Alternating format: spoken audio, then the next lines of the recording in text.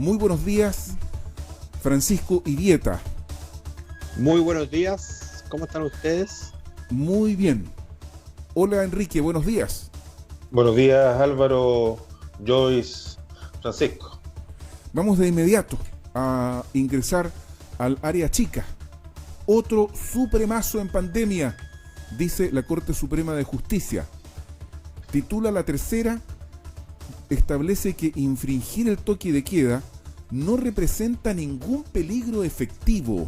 Entonces, nosotros aquí con Joyce nos preguntamos, ¿qué va a pasar con el toque de queda? ¿Qué va a pasar ahora con las detenciones? Anoche en Concepción hubo algunas acciones de fiscalización entre carabineros y la Dirección Municipal de Seguridad Pública de Concepción, que hacen acciones en conjunto, y hubo personas detenidas por vulnerar el toque de queda.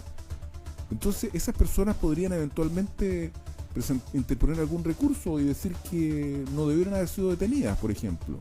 Enrique, Francisco, ¿qué está pasando? Ya esta medida a lo mejor debería ser reevaluada, debería reenfocarse la fiscalización al paso de multas que sean efectivamente onerosas y que se paguen finalmente. Francisco, Enrique, ¿quién empieza? Enrique. Lo que pasa es que esto es una... O sea, a ver, es reprochable, constituye una conducta antijurídica el hecho de que se infrinja el toque de queda. Lo que hay una discusión que más bien es una discusión bien teórica, pero que tiene efectos prácticos. Si esto es delito, como en el caso, esto es un caso de un ciudadano de la comuna de Cochrane, una comuna pequeña de la región de Aysén, que existiendo toque de queda a las 22 horas, lo infraccionaron lo tomaron detenido por estar circulando a los 20 minutos después. Yeah. Entonces la Corte Suprema al final dice, mire, ¿sabe qué? Aquí no hay un peligro concreto contra la salud pública, no es un delito. ¿Ah? Lo que sí, efectivamente, es una infracción. Y por lo tanto tiene que ser perseguida por una instancia administrativa.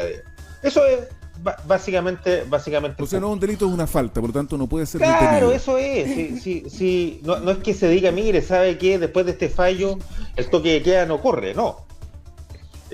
Aquí las personas que, por ejemplo, esta misma hipótesis, el mismo fallo de la Corte Suprema señala de que si estuvieran en una fiesta, en alguna reunión social donde hubiera un peligro, claramente es un delito.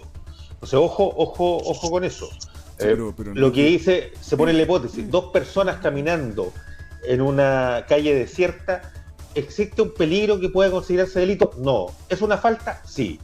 Es claramente eso, por lo tanto, nadie se imagine que después de este fallo uno puede decir, bueno, yo puedo salir a las 11 de la noche y no me va a pasar absolutamente nada. Pero lo que pasa, Enrique, que esto abre una puerta que es bien compleja, Enrique, yo lo veo difícil porque ponte en el rol del fiscalizador. No, o sea, el fiscalizador, el carabinero dice, sabe que mejor yo no detengo a nadie porque lo único que va a pasar con la detención es que me voy a meter en un forro.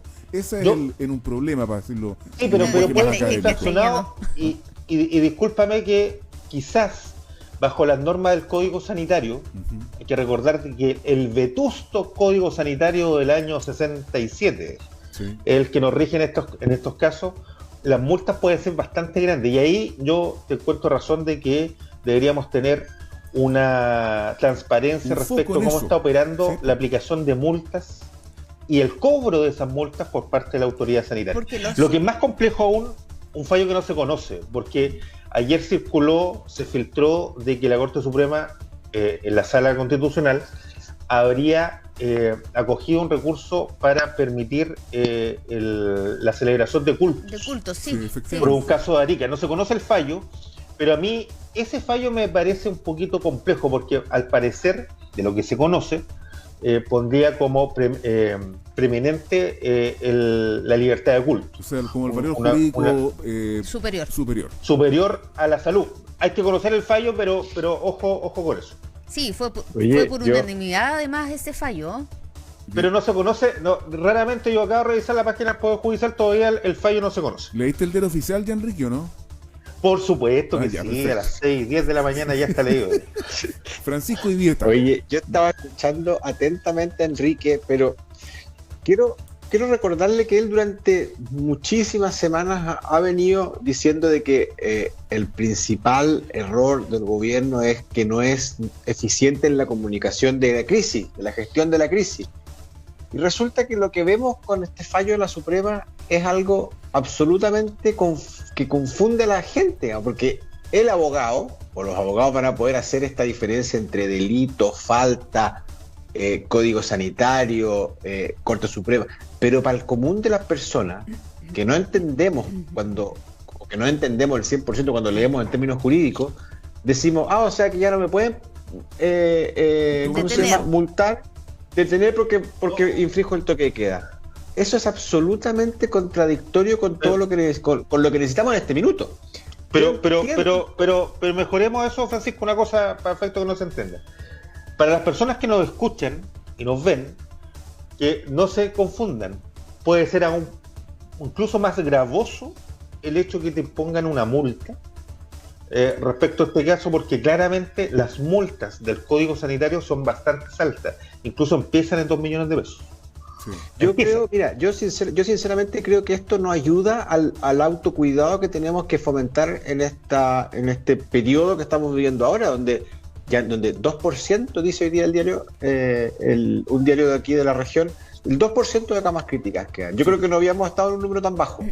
Entonces, esto de la Corte Suprema va absolutamente en contra a lo que tiene que promoverse hoy día. Si hoy día lo que tiene que promoverse, oye, quédese en su casa, no salga, y ahora más encima la Corte Suprema está diciendo de que no hay delito, ahora, etc. Entonces, hay que recordar, yo no lo entiendo. Hay que recordar, Francisco, yo en general concuerdo contigo en esta pasada, Francisco Vieta, pero hay que recordar un principio básico del ordenamiento jurídico, y es que las sentencias judiciales no tendrán fuerza obligatoria sino respecto de las causas en que actualmente se pronunciaren. Todavía me acuerdo, Enrique, no lo dije impecable. Sí. Saqué un 100. Oye, es que notable. ¿Sabes lo que pasa?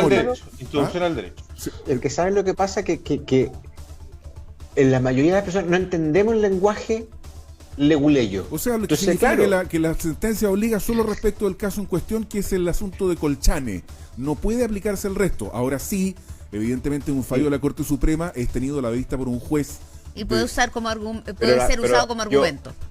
Sí, o sea, hay jurisprudencia, se llama eso, dentro de mi escaso conocimiento legal. Yo sé que si hay un fallo que te lo permite, después todo el mundo se cuelga de ese.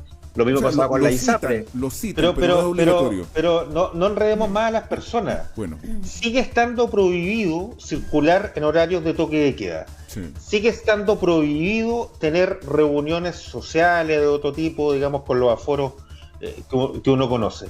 Si alguien es sorprendido por una autoridad policial de la Seremi de Salud, va a ser multado y eventualmente va a ser detenido, porque como bien dice, ¿quién define si eso es delito o no? No es la autoridad fiscalizadora, es un tribunal de justicia. Así que por lo tanto, quien piense que después de este fallo uno puede hacer lo que quiera, ojo, se puede pasar una noche en la comisaría, va a terminar claramente con una multa, va a pasar a un control de detención. Esto, el infringir las normas sanitarias, no es gratis en Chile. Enrique Inostroza y Francisco Vieta, nuestros estelares, estamos a 13 minutos de las 9. Nos queda, y yo quería hacer una consulta a Enrique, que es el especialista. Está cobrando Enrique si por consulta, porque está en el ejercicio libre hoy día, te cuento yo. Tengo FONASA nomás. No, pero no es problema, por favor. Dale nomás, yo es una broma pesada. Que tiene que ver con que, claro, a la gente, y me acuerdo por varias fiestas, eventos, donde han tomado detenidas a las personas, sí, y después las liberan. Y se dice que además esto de tener irreprochable conducta anterior es que es una circunstancia atenuante. Una atenuante. Entonces eso también, esas ha tenido, y ahí a lo mejor los medios de comunicación tenemos alguna responsabilidad, porque le ponemos más énfasis a esas cosas, a lo mejor, que a quienes son efectivamente sancionados. Sí, es que eso, yo creo que, fíjate que para tratar de generar esto como una política de Estado, escuchando a Joaquín Lavín que también, y Vieta parece que tampoco lo escucha, no escucha a Piñera ni a Lavín.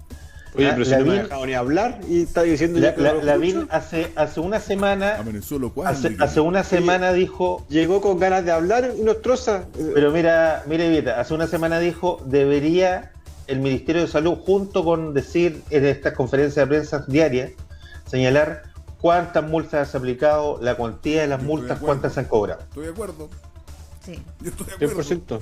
O sea, Oye, Enrique, no te vaya a pasar lo que me pasó a mí recién. Fíjate que hice el match constituyente que está en el portal de la tercera. ¿Lo han hecho ¿no? ustedes? Sí.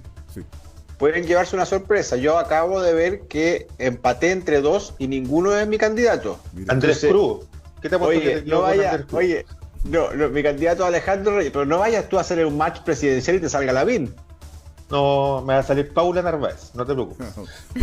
Oye, está en problemas Paula Narváez, ¿eh? ¿Por qué? Marca poquito. marca No, poquito. tranquilo. Oye, Tranquila. antes que se nos vaya el tiempo, la verdad que queda re poco. Estuvimos hablando recién con el Ceremi Sebastián Abudoj. Y fíjate que le preguntamos a propósito de este estudio de la Fundación Vivienda y Techo, ¿cierto? O Techo. Que, ¿cómo se llama? Aumentaron el número de campamentos en las personas que viven en campamentos de más de un 60% y un 20% un aumento de campamentos. El Ceremi Abudoj dijo que la cifra del 2019 era de 131 campamentos. Le preguntamos cuánto había hoy. No contestó. Y fíjate que nosotros, auscultando este reporte, nos encontramos con ¿qué, Joyce? Con que había 122, se registran 122 por este estudio que hace Techo y Fundación de Vivienda. O sea, hay menos campamentos en la región del Biobío, que es una percepción totalmente distinta a la que tiene uno. Yo creo probablemente a lo mejor el número de campamentos no ha aumentado, pero sí las personas que se han ido a vivir a campamentos. Y lo otro es, espérate, puede haber una diferencia entre el concepto de campamento y toma. También es cierto. Bueno, ¿qué les parece todas estas cifras que surgieron? Yo le preguntamos aquí con Joyce al Ceremi Abudoj si este era un fracaso en la política de vivienda del gobierno de Sebastián Piñera. ¿Qué piensas, Enrique? A ver, yo creo... Francisco, dale Francisco. Francisco.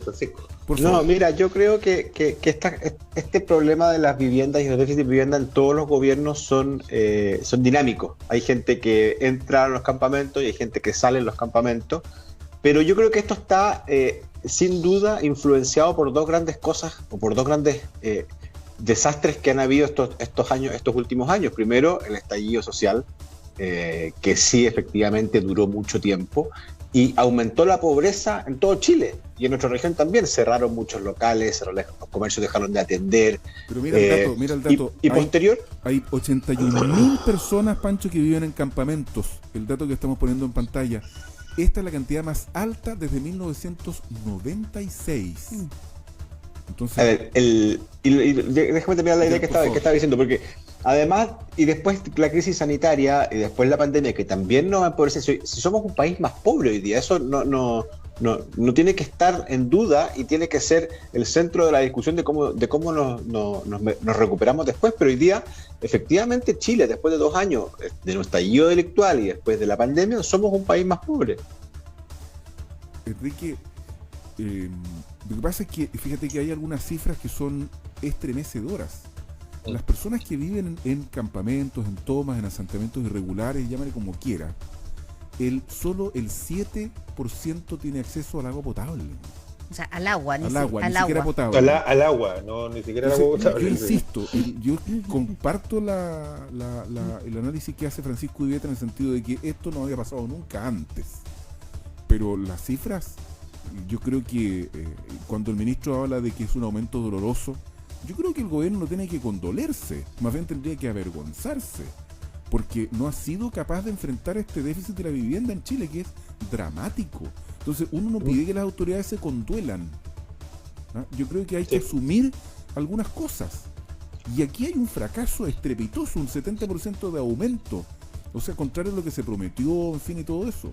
Entonces, hay que empezar a sincerar las cosas, creo yo. Yo no estoy aquí. Yo estoy de acuerdo con que aquí no sacamos nada con hacer grandes análisis y no tomamos medidas efectivas. Dos cosas para poder aportar al debate sobre esto. Yo creo que esto es un tema de Estado también. O sea, aquí son políticas que van a durar varios gobiernos. Políticas públicas buenas que se han ocupado antes, me parece que una agencia distinta al Ministerio de Vivienda con mayor flexibilidad como fue Chile Barrio en su momento puede ser una buena cosa.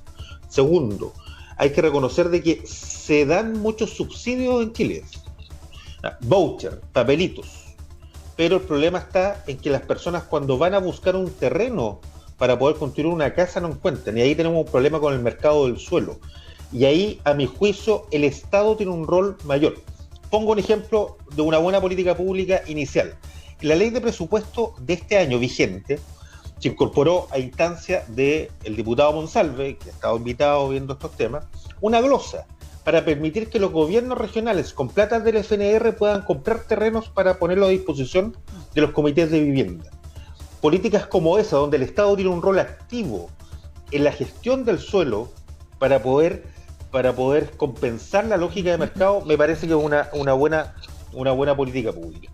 Y tercero, ser muy duros respecto a aquellas personas que teniendo una vivienda, Exacto, van a tomas respecto de vivienda. O sea, ahí hay que ser extremadamente duros en la sanción social y jurídica respecto a personas que se tratan de aprovechar de esto. Sí, de hecho hay un auditor que nos decía entre sus mensajes que en el Cerro Macera, en Talcahuano, han crecido mucho los asentamientos irregulares, e incluso decía que él conoce o reconoce a algunos que ocupan esas tomas, que tienen viviendas en la parte baja y que las ponen en arriendo. Con ellos hay que ser inflexible, ¿no? Eso no puede ser. Así es.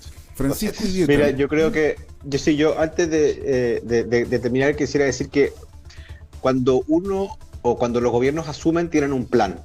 Y ese plan efectivamente puede verse modificado por contingencias que ocurran, porque ni un país está exento de que ocurran circunstancias. O sea, y lo que ha pasado aquí es que este nivel se ha visto influenciado por los eventos que han pasado durante el gobierno. Por lo tanto, yo creo que hablar de fracaso es una palabra que se está juzgando sin considerar todo lo que ha pasado. Yo creo que aquí lo que hay que pedir es flexibilidad y que se adapten rápido las políticas que se están implementando para poder superar esta situación.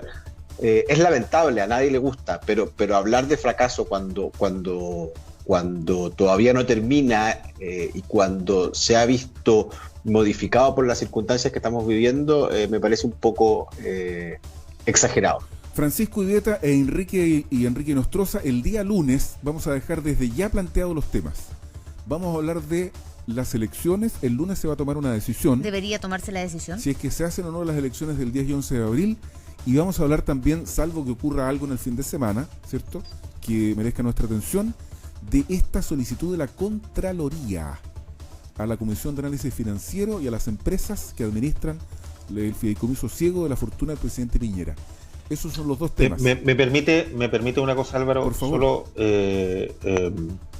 expresar mis condolencias a la UDI y a la familia, particularmente conozco al hijo Mario Delané por el fallecimiento de Mario Delané Ábalos, concejal de San Pedro y ex de Educación, destacado militante de la UDI. Y también en otra línea felicitar, digamos, a los hinchas, entre los cuales cuento a mi amigo Álvaro Miguel de Deportes Concepción, porque se mantienen en la división que yo espero que, porque el Vial ojalá ascienda, digamos. Sí, puede ascender, pero si no es así, sí. Nos encontraremos en un clásico cuando se pueda. Que pasen un buen fin de semana. Que estén muy bien, cuídense, chao. Chao, gracias. Chao, muchas gracias.